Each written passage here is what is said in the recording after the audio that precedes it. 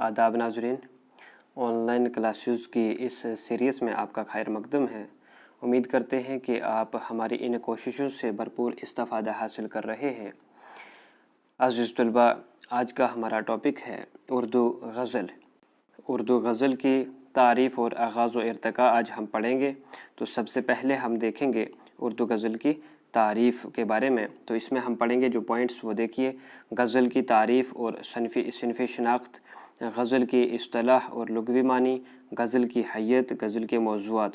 तो ये चीज़ें हम पहले हिस्से में डिस्कस करेंगे। तो फिर दूसरे में हम जो है उर्दू गज़ल की तारीख़ बयान करेंगे, उसके आगाज़ व इर्तका के हवाले से देखेंगे। तो अज़ीज़ बच्चों, आप आखिर तक जो है वो वीडियो ज़रूर देखें और आखिर पर पूछे गए सवालात को कमेंट के ज़रिए जवाब दीजिए। चलिए शुरू करते हैं उर्दू गज़ल। अज़ीज़ बच्चों, पहला पॉइंट है गज़ल की तारीफ़ और सिनफ़ी शनाख्त। गज़ल हर दिल अज़ीज़ और उर्दू शायरी की सबसे मकबूल तरीन सिनफ़ सुखन है, यानी हर किसी के दिल को छू लेने वाली सिनफ़ सुखन कहते हैं। सिनफ़ हो गया जुज़, सुखन हो गया कलाम, यानी कलाम का जो जुज़ है, जितनी भी शेर व शायरी हुई है, तो उस सब में से अगर कोई मकबूल तरीन कोई चीज़ देखी गई, कोई जुज़ देखा गया है, तो वो उर्दू गज़ल है। प्रोफेसर रशीद अहमद सिद्दीकी ने गज़ल को उर्दू शायरी की आबरू करार दिया है। तो आपने ये कौल याद रखना है रशीद अहमद सिद्दीकी का। वो क्या कहते हैं गज़ल के हवाले से कि गज़ल जो है वो उर्दू शायरी की इज़्ज़त है, यानी आबरू है। इस बात में कोई शक नहीं कि गज़ल उर्दू शायरी की सबसे ज़्यादा दिलचस्प सिनफ़ सुखन है। यानी अगर कोई कलाम जो उर्दू का है, जिसको पढ़ने में सुकून आता है, दिलचस्प है, जिस दिलकशी जिसमें है, तो वो कौन सा है? उर्दू गज़ल है। ये गज़ल ही है जिसने उर्दू शायरी को आलमी शायरी के हम पल्ला बना दिया है। यानी ये गज़ल है, उर्दू गज़ल ही है जिसने उर्दू शायरी को क्या किया है? आलमी दुनिया की शायरी के मुकाबले में खड़ा कर दिया है। इन दुनिया की अगर शायरी का मुकाबला आज किया जाता है उर्दू शायरी के साथ, तो वो सिर्फ़ उर्दू गज़ल की वजह से। गज़ल अरबी से फ़ारसी और फिर फ़ारसी से उर्दू में आई है। अज़ीज़ बच्चों, आपने ये बात याद रखनी है कि गज़ल की जो इब्तिदा हुई है तो वो अरब से हुई है।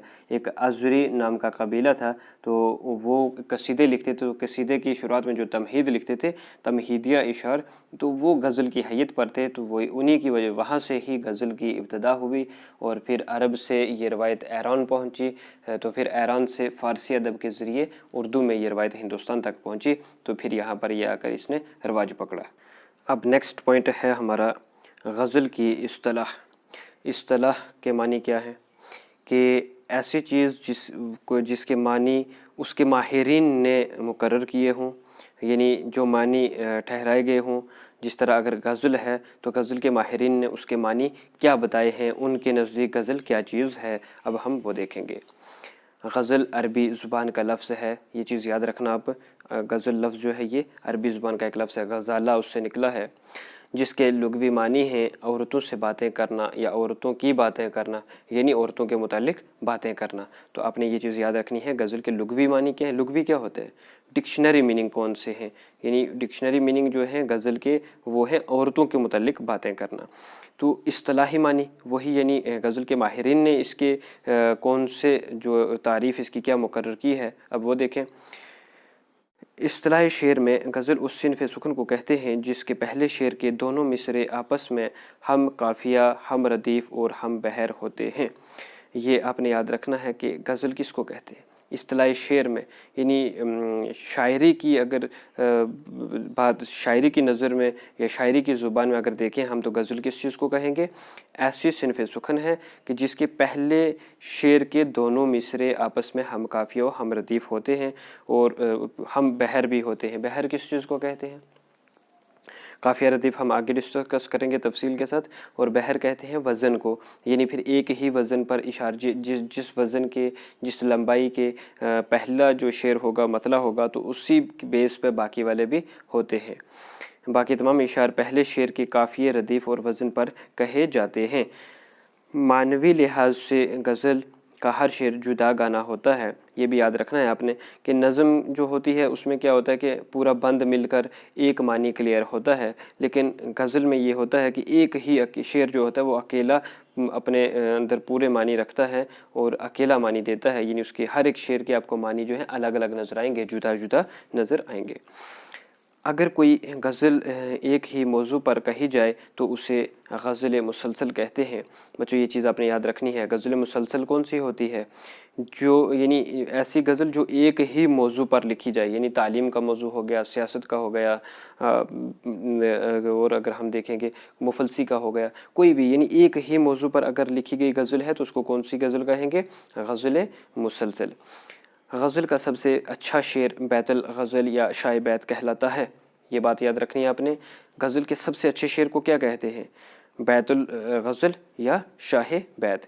ردیف کے بغیر لکھی گئی غزل کو غزل غیر مردف کہتے ہیں، یعنی وہ غزل کہ جس کے آخر پر ردیف کا استعمال نہ کیا گیا ہو، جس کے اشعار کے آخر پر جو ردیف ہے اس کو نہ دہرایا گیا ہو، تو وہ کیا کہلاتی ہے؟ غزل غیر مردف۔ غزل کی تعریف میں آپ نے کیا یاد رکھنا ہے کہ اس کے پہلے شعر کے دونوں مصرے ہم قافیہ و ہم ردیف ہوتے ہیں، اور اسی کی بحر پر، اسی کے وزن پر جو ہیں باقی اشعار لکھے جاتے ہیں، اور ہر ایک شعر کے جو معنی ہیں وہ الگ الگ ہوتے ہیں۔ اور اگر ایک ہی موضوع پر غزل لکھی جائے تو وہ کون سی؟ غزل مسلسل کہلاتی ہے۔ اور غزل کا سب سے اچھا جو شعر ہوتا ہے وہ بیت الغزل یا شاہ بیت کہلاتا ہے، اور ایسی غزل جو بغیر ردیف کے لکھی گئی ہو تو غزل غیر مردف کہلاتی ہے۔ چلیے اب نیکسٹ پوائنٹ ہے ہمارا غزل کی حیت۔ عزیز طلباء، حیت کہتے ہیں چہرے کو، شکل و صورت کو، کہ غزل کی شکل و صورت کیسی ہے، دیکھنے میں کیسے ہمیں پہچان آئے گی اس کی۔ حیت کے اعتبار سے غزل کے اجزاء ترکیبی یوں ہیں: مطلع، حسن مطلع، ردیف، قافیہ اور مقطع۔ یہ چیزیں ہم اس میں حیت میں شامل کر کے پڑھتے ہیں، تو آپ نے ان کو سمجھنا ہے اچھے سے، تاکہ جب بھی آپ غزل کوئی پڑھنا شروع کریں تو آپ کو ان چیزوں کی اچھے سے پہچان آ جائے۔ پہلا ہے مطلع۔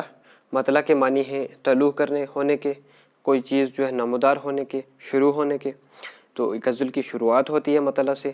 سنیے، غزل کا پہلا شعر مطلع کہلاتا ہے، اور اس کے دونوں مصرے ہم قافیہ و ہم ردیف ہوتے ہیں۔ تو آپ نے یہ یاد رکھنا ہے کہ غزل کے پہلے شعر کو مطلع کہتے ہیں، اور پہچان کیا ہے کہ اس کے دونوں مصرے جو ہیں، یعنی دو مصرع کسے کہتے ہیں؟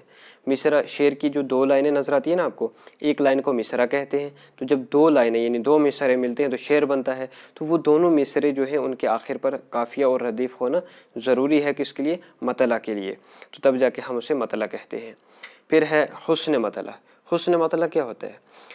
غزل کے دوسرے شعر کے اگر دونوں مصرے ہم قافیہ و ہم ردیف ہوں تو حسن مطلع کہلاتا ہے۔ یعنی جس طرح آپ نے دیکھا کہ مطلع کے دونوں مصرے ہم قافیہ و ہم ردیف ہوتے ہیں نا، اگر اسی طرح غزل کا دوسرا شعر جو ہوگا مطلع کے بعد والا، وہ بھی اس کے بھی دونوں مصرے ہم قافیہ و ہم ردیف ہوں گے تو اس کو حسن مطلع کہا جائے گا۔ اب دیکھیں گے ردیف کیا ہے۔ ردیف مطلع کے دونوں مصروں اور باقی تمام اشعار کے دوسرے مصرے کے آخر پر آنے والے وہ الفاظ جن کا تکرار ہوتا ہے، یعنی جن کو بار بار ریپیٹ کیا جاتا ہے، repeatness of the word is called radif, ان کو ہم ردیف کہتے ہیں۔ یعنی آپ نے دیکھا کہ مطلع کے آخر پر استعمال ہونے والے، مطلع جو شعر ہوتا ہے اس کے دونوں مصروں کے آخر پر آتا ہے یہ، اور باقی تمام جو اشارے ان کے دوسرے مصرے کے آخر پر جو ورڈ آتا ہے نا، بار بار ایک ہی ورڈ لکھا گیا ہوتا ہے، تو اس کو ہم ردیف کہتے ہیں۔ قافیہ۔ قافیہ کیا ہے؟ ردیف سے پہلے دیکھیے، قافیہ کا مطلب ہے پیچھے چلنے والا، یعنی ردیف کے پیچھے پیچھے یہ چلتا ہے۔ تو قافیہ ردیف سے پہلے آنے والے لفظ کو کہتے ہیں جس کا آخری حرف یا آخر کے چند حروف یکساں ہوتے ہیں۔ یعنی اس میں کیا ہوتا ہے کہ ایک تو یہ ردیف آپ نے دیکھا وہ آخر پہ آتا ہے، اس سے پہلے یہ لفظ استعمال ہوتا ہے، اور دوسرا یہ ہے کہ یہ ردیف کی طرح ورڈ وہی دہرائے نہیں جاتے بلکہ ہم آواز ہوتے ہیں، یعنی یکساں کا مطلب ہو گیا جیسے عام، تام، جام، آرام، تو ایسے ملتی جلتی آواز والے یہ الفاظ ہوتے ہیں، تو ان کو ہم قافیہ کہتے ہیں۔ پھر ہے مقطع۔ مقطع کے معنی ہیں قطع کے، کٹ کر جانے کے، ختم کرنے کے، کلوز کرنے کے، تو یہاں پر آ کر غزل بند ہوتی ہے۔ تو مطلع کی پہچان کیا ہے؟ غزل کا آخری شعر مقطع کہلاتا ہے۔ اس میں شاعر عام طور پر اپنا تخلص استعمال کرتا ہے۔ آپ نے دیکھا ہوگا کہ کئی اشعار ہوتے ہیں جن میں شاعر کا تخلص استعمال ہوتا ہے، تو وہ غزل کا مقطع ہوتا ہے، یعنی آخری شعر ہوتا ہے۔ آئیے اب ہم اس تصویر کے ذریعے پہچاننے کی کوشش کرتے ہیں غزل کی حیت کو۔ عزیز بچوں، یہ میر تقی میر کی ایک غزل ہے، تو اس کے ذریعے میں آپ کو سمجھاتا ہوں۔ تو سب سے پہلے آپ دیکھیں گے کہ ردیف کیا ہے۔ یہ جو شعر آپ دیکھ رہے ہیں نا، ہمارے آگے تیرا جب قصوں نے نام لیا، دل ستم زدہ کو ہم نے تھام تھام لیا. تو اس میں دونوں جو یہ مصرعے ہیں ایک شعر کے، اس کے آخر پہ آپ نے دیکھا لیا لفظ استعمال ہوا ہے. تو لیا جو ہے یہ کیا ہے، جو بار بار رپیٹ ہوا ہے، تو یعنی تکرار ہے اس کا، تو اس کو ہم ردیف کہتے ہیں. یہ یاد رکھنا، اس شعر کے دونوں مصروں کے آخر پر یا دوسرے مصرے کے آخر پر استعمال ہونے والے لفظ کو کیا کہتے ہیں، ردیف. تو اب قافیہ کیا ہے، ردیف سے پہلے استعمال ہوتا ہے. جیسے یہاں آپ نے دیکھا قافیہ کون سا ہے، قصون نے نام لیا، نام، اور نیچے دیکھیں آپ تھام. تو نام اور تھام یہ دونوں آپس میں ہم آواز الفاظ ہیں، یکساں ہیں. تو نیچے آپ اسی طرح دیکھیں گے سلام، کام، تمام، تو یہ سارے کیا ہیں، قوافی. تو یہ ردیف سے پہلے استعمال ہوئے ہیں. اور پھر مطلع کی بات ہے، تو مطلع کی پہچان کیا ہے کہ یہ دونوں جو ہیں مصرے اس کے ہم قافیہ و ہم ردیف ہیں. دونوں کے اندر ردیف بھی ہے اور قافیہ بھی ایک ہی استعمال ہوا ہے، تو اس کو ہم مطلع کہیں گے. تو مقطع کی پہچان کون سی ہے، آخری شعر دیکھیں آپ، وہاں پر شاعر کا تخلص استعمال ہوا ہے، تو اس کو ہم کیا کہیں گے، مقطع. تو بچوں یہ اس تصویر کے ذریعے آپ کوشش کریں سمجھنے کی، اور جو غزل آپ پڑھیں گے تو وہاں پر بھی خود نشاندہی کریں. عزیز طلباء، اب ہمارا پوائنٹ ہے غزل کے موضوعات. موضوع کہتے ہیں ٹاپک کو، یعنی کون کون سے عنوانات پر، موضوعات پر غزلیں لکھی جا سکتی ہیں. تو جہاں تک موضوع کا تعلق ہے تو ابتدا میں غزل صرف عشق و محبت اور خوبصورتی کے موضوعات تک ہی محدود تھی، لیکن وقت کے ساتھ ساتھ غزل بھی اپنے رنگ بدلتی رہی، اس کے موضوعات بدلتے رہے اور غزل کا دامن وسیع سے وسیع تر ہوتا چلا گیا. آج غزل میں ہر طرح کے موضوعات کو خوبصورت انداز سے بیان کیا جا سکتا ہے. تو مجھے امید ہے کہ آپ یہ بات سمجھ چکے ہیں کہ پہلی جو ابتدا شروعات تھی غزل کی، وہاں کیا تھا، صرف عشق و محبت کے ہی باتیں بیان ہوتی تھی، لیکن آج آپ نے دیکھا غزل میں تقریباً ہر طرح کی باتوں کو بیان کیا جا سکتا ہے، اس لیے موضوعات کی کوئی قید نہیں ہے. عزیز طلباء، یہاں تک ہم نے غزل کی تعریف دیکھی، اس کی پہچان یعنی اصطلاح، لغوی معنی اور اس کے اصطلاحی معنی دیکھے. اس کے بعد غزل کی پہچان کیا ہے، حیت پڑھی ہم نے، اور غزل کے موضوعات پڑھے ہیں. تو اب ہم شروع کریں گے اردو غزل کا آغاز و ارتقاء. آغاز و ارتقاء میں ہم دیکھیں گے غزل کے ابتدائی نقوش، شمالی ہند میں اردو غزل کی ابتدا، دبستان دہلی کیا ہے، دبستان لکھنؤ میں غزل نے کیسے ترقی کی ہے. تو اس کے بعد ہم دیکھیں گے اقبال کا دور، ترقی پسند تحریک کا دور، جدیدیت کا دور، ما بعد جدیدیت. یعنی یہ سارے کیا ہیں، ہم نے کوشش کی ہے کہ اردو غزل کا جو آغاز و ارتقاء ہے تو اس کو کچھ پیریڈز میں تقسیم کر کے، تو آپ کو آسانی ہوگی یاد کرنے میں، کچھ سمجھنے میں اس چیز کو مشکل نہیں ہوگی. توجہ فرمائیں. سب سے پہلا پوائنٹ ہے اردو غزل کے ابتدائی نقوش. اردو غزل کی ابتدا دکن سے ہوئی. بچوں یہ بات آپ نے یاد رکھنی ہے، کہاں سے، دکن سے. دکن کس کو کہتے ہیں، سینٹرل اور ساؤتھن انڈیا جو ہے اس کو کہتے ہیں. تو وہاں سے اس کی ابتدا ہوئی. غزل کے اولین نقوش امیر خسرو کے کلام میں ملتے ہیں. جو حضرت امیر خسرو ہیں تو یہ ایک صوفی بزرگ تھے، تو ان کے کلام میں جو انہوں نے شعر و شاعری کی ہوئی ہے تو اس میں غزل کے نشانات ملتے ہیں، غزلیں ملتی ہیں. سلطان محمد قلی قطب شاہ اردو کے سب سے پہلے صاحب دیوان شاعر ہیں. صاحب دیوان کس کو کہتے ہیں، وہ شاعر جس نے سب سے پہلے یعنی شاعری کی بک جس کی بنی ہو، تو وہ کون تھے، محمد قلی قطب شاہ. لیکن پہلے باشعور غزل کو ولی دکنی ہے. باشعور ہو گیا باضابطہ طور پر، اگر کوئی صحیح شاعر تھے جنہوں نے غزلیں لکھی ہیں تو وہ کون سے ہیں، ولی دکنی. اور جن کو اردو شاعری کا باوا آدم بھی کہا جاتا ہے. باوا آدم کس کو کہتے ہیں کہ جنہوں نے شروعات کی ہو صحیح معنوں میں، تو ان کو کس کو کہتے ہیں، ولی دکنی کو. اور یہ بھی یاد رکھنا کہ بابا اردو مولوی عبدالحق کو کہتے ہیں، جنہوں نے بہت زیادہ کام کیا ہے اردو کے لیے، وہ کون ہیں، مولوی عبدالحق بابا اردو. بابا آدم ولی دکنی، انہوں نے اردو غزل کو سربلندی عطا کی، یعنی بہت درجہ دیے اس کو. ولی کے معاصرین میں ابرو، مضمون وغیرہ نے غزلیں لکھی. معاصرین ہوتا ہے ہم عصر، اسی زمانے میں لکھنے والوں میں. اب دوسرا پوائنٹ ہے شمالی ہند میں اردو غزل. شمالی ہند کہتے ہیں دہلی وغیرہ کے علاقوں کو، تو یہاں اردو غزل کیسے پہنچی. شمالی ہند کے فارسی شعراء ولی کا کلام دیکھ کر ہی اس طرف متوجہ ہوئے. ان میں حاتم، مظہر جان جاں اور آرزو وغیرہ نے اردو غزل کو نمایاں ترقی دی. بچوں آپ کو پتہ ہے کہ ولی دکنی نے باضابطہ طور پر شاعری کی، انہوں نے اپنا دیوان بنایا اور 1700 عیسوی میں وہ دہلی میں آئے تھے.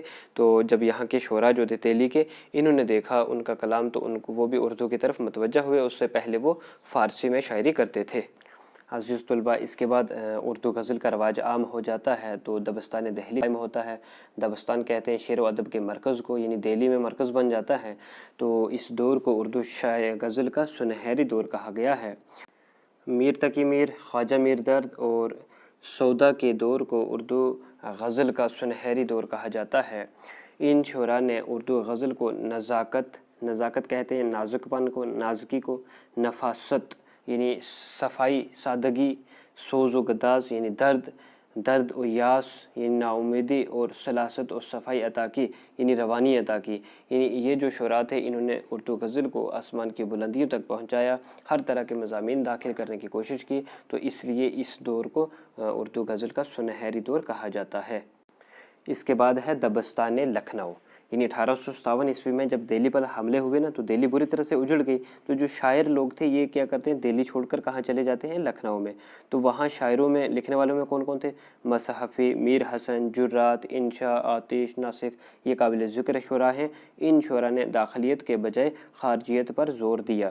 داخلیت کہتے ہیں، یعنی داخلیت کے بجائے، داخلیت کہتے ہیں باطن کو، ضمیر کو۔ تو انہوں نے جو اندر کی شاعری، اندرونی دل کی من کی شاعری تھی اس کو چھوڑ کر خارجیت پر، باہر کی دنیا پر زور دیا۔ ایسے مضمون جو ہیں وہ شامل کیے غزل میں۔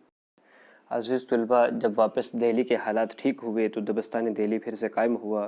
تو غالب، مومن اور ذوق نے دبستان دہلی کو ترقی دی۔ تو اب کون سے شعراء تھے، غالب، مومن اور ذوق نے جو ہے بہت بڑی ترقی دی دبستان دہلی میں۔ غالب نے غزل کے موضوعات کو وسعت دی اور اسے فکر سے آشنا کیا، یعنی غالب نے ایسی غزلیں لکھی کہ جن کو پڑھ کر لوگ جو ہیں وہ سوچنے پر مجبور ہوئے، ذہنی فکر پیدا کی غالب نے۔ ذوق نے زبان پر زور دیا، زبان کی ترقی پر زور دیا، کس نے، ذوق نے۔ مومن نے معاملات عشق میں نام حاصل کیا، یعنی جو مومن تھے انہوں نے جو موضوع اپنایا غزل کے لیے وہ کون سا تھا، عشق کا۔ پھر اس کے بعد اقبال کا دور شروع ہوتا ہے۔ علامہ اقبال جن کو شاعر مشرق بھی کہا جاتا ہے، تو ان کا دور جب شروع ہوتا ہے تو انہوں نے کیا کیا، اقبال نے غزل میں فلسفہ پیش کر کے ایک نئے انداز کی بنیاد رکھی۔ فلسفہ کس کو کہتے ہیں، فلاسفی کو۔ تو علامہ اقبال نے شاعری میں جو ہے وہ فلاسفی کی بنیاد ڈالی، فلاسفی کو پیش کیا۔ ان کے بعد عسکر، فانی، شاد، حسرت، یگانہ اور جگر نے غزل کو فروغ دیا۔ تو یہ شعراء جو ہیں یہ بھی اقبال کے دور میں لکھتے رہے، غزل کو انہوں نے بھی ترقی دی۔ عزیز طلبہ، اب نیکسٹ پوائنٹ ہے ترقی پسند تحریک کا دور، یعنی ترقی پسند دور کے شعراء۔ ترقی پسند تحریک کون سی تھی، جو 1936 عیسوی میں شروع ہوئی تھی۔ مقصد کیا تھا، ادب برائے زندگی، یعنی لوگوں کو بیدار کرنے کے لیے ادب جو لکھا جائے۔ تو ایسی شعر و شاعری جو ہوئی تھی تو اس میں غزل نے کیسے ترقی کی۔ ترقی پسند تحریک نے شعراء کی سوچ اور شاعری کا رنگ بدل دیا۔ اس دور کے لکھنے والوں میں فیض احمد فیض، فراق مجاز، مخدوم وغیرہ نے غزل کے ذریعے عوامی امنگوں کی ترجمانی کی۔ جیسا کہ میں نے آپ کو بتایا ہے کہ تو ایسی غزلیں لکھی گئی جن کے ذریعے لوگوں کی اصلاح کی گئی، لوگوں کو بیدار کرنے کی کوشش کی گئی۔ ترقی پسند تحریک کے بعد آتا ہے جدیدیت کا دور۔ جدیدیت ہے مطلب کہ نیا ایک دور شروع ہوا تھا، جس میں کیا ہوتا ہے کہ یہ جب ترقی پسند تحریک ختم ہوئی تھی لگ بھگ 1950 سے 60 کے قریب میں، تو پھر یہ جدیدیت کا دور شروع ہوتا ہے۔ تو اس دور کے جو شعراء تھے انہوں نے ایک نیا انداز اپنایا تھا، جیسے افسانے وغیرہ لکھے تھے تو بنا اجزاء ترکیبی کے، اور پھر اس کے بعد علامتی شاعری کی گئی، علامتوں کا استعمال کیا گیا اس دور میں۔ جدیدیت کی آمد سے غزل کا رنگ و آہنگ بدل گیا، اجتماعات کی جگہ انفرادیت نے لے لی۔ اجتماعات کس کو کہتے ہیں، اجتماع، مجمع، یعنی پہلے ترقی پسند تحریک نے عام لوگوں کو پیش کیا، تو اب جو ہے یہ جدیدیت والے صرف اکیلے اپنے آپ کو پیش کر رہے ہیں۔ ناصر کاظمی، شہریار اور بشیر بدر وغیرہ نے غزل میں نئی روح پھونک دی، یعنی اس دور کے لکھنے والوں میں یہ شعراء شامل تھے، انہوں نے غزل کو ترقی دی۔ اس کے بعد شروع ہوتا ہے ما بعد جدیدیت۔ ما بعد جدیدیت کا مطلب ہے کہ جدیدیت کے بعد کا دور۔ اس دور میں احمد فراز، راحت اندروئی، منور رانا وغیرہ نے غزلیں لکھی، ان لوگوں نے اس کو ترقی، یعنی مختصر یہ کہ غزل عصر حاضر میں بھی سب سے زیادہ مقبول ترین صنف سخن ہے۔ عصر حاضر یعنی موجودہ دور میں سب سے اگر کامیاب کوئی صنف دیکھی جائے تو وہ کیا ہے، غزل ہی ہے، کیونکہ ہر ایک موقع پر غزل بولی جاتی ہے اور لگاتار ترقی بھی کر رہی ہے۔ عزیز طلبہ، یہاں تک ہم نے یہ پورا ٹاپک مکمل کیا۔ اب توجہ فرمائیں، آپ نے یہ یاد رکھنا ہے کہ غزل کی ابتدا کہاں سے ہوئی، دکن سے ہوئی۔ امیر خسرو نے کی۔ قلی قطب شاہ پہلے صاحب دیوان شاعر ہیں۔ ولی دکنی پہلے باضابطہ طور پر شاعر ہیں، تو جن کو باوائے آدم کہا جاتا ہے اردو شاعری کا۔ اس کے بعد ولی دکنی کا کلام جب شمالی ہند میں دہلی میں آیا تو وہ جو دہلی کے شعراء تھے انہوں نے بھی دیکھ کر اردو میں غزلیں لکھنا شروع کی۔ اس کے بعد سنہری دور ہے غزل کا، میر، سودا اور درد کے دور کو کہا جاتا ہے سنہری دور۔ پھر دبستان لکھنؤ جب دہلی اجڑ گئی تو یہ شعراء سب چلے گئے لکھنؤ، تو وہاں پر دبستان لکھنؤ میں جا کر شاعری ہوتی ہے، دبستان لکھنؤ کا آغاز ہوتا ہے۔ اس کے بعد پھر سے دبستان دہلی قائم ہوتی ہے، جس میں غالب، مومن اور ذوق نے ترقی دی۔ پھر اقبال کا دور آتا ہے، اس کے ساتھ لکھنے والے اصغر، فانی، شاد وغیرہ ہیں۔ پھر ترقی پسند تحریک کے زیر اثر لکھی گئی غزلوں نے ترقی دی، فیض، احمد فیض، فراق، مجاز وغیرہ نے لکھی اس دور میں غزلیں۔ پھر جدیدیت کا آغاز ہوتا ہے اور اس کے بعد ما جدیدیت۔ تو اس طرح سے غزل جو ہے وہ لگاتار ترقی کرتی رہی اور آج بھی جو ہے وہ لگاتار بڑھ رہی ہے اور کامیابی حاصل کر رہی ہے۔ عزیز طلبہ، امید کرتے ہیں کہ آپ کو یہ ٹاپک اچھے سے سمجھ آیا ہے۔ تو اب میں آپ سے چند سوالات پوچھوں گا اسکرین پر، تو آپ لوگوں نے کیا کرنا ہے کہ کمنٹ کے ذریعے ان کے جوابات بتانے ہیں۔ سوال نمبر 1 ہے آپ کا، غزل کس زبان کا لفظ ہے؟ کمنٹ کے ذریعے جواب بتائیے۔ سوال نمبر 2 ہے، وہ لفظ جس کو ہر شعر کے آخر پر دہرایا جائے، جس کا تکرار ہو، اسے کیا کہتے ہیں؟ اب سوال نمبر 3 ہے، غزل کے دوسرے شعر کے بھی اگر دونوں مصرعے ہم قافیہ و ہم ردیف ہوں تو کیا کہلاتا ہے؟ عزیز طلبہ، آپ کا چوتھا اور آخری سوال ہے، میر، درد اور سودا کے دور کو اردو غزل کا کون سا دور کہا جاتا ہے؟ ان تمام سوالات کے جوابات آپ کمنٹ کے ذریعے بتائیے اور بتائیے آپ کو ویڈیو کیسے لگی۔ Thank you so much, stay connected, stay updated.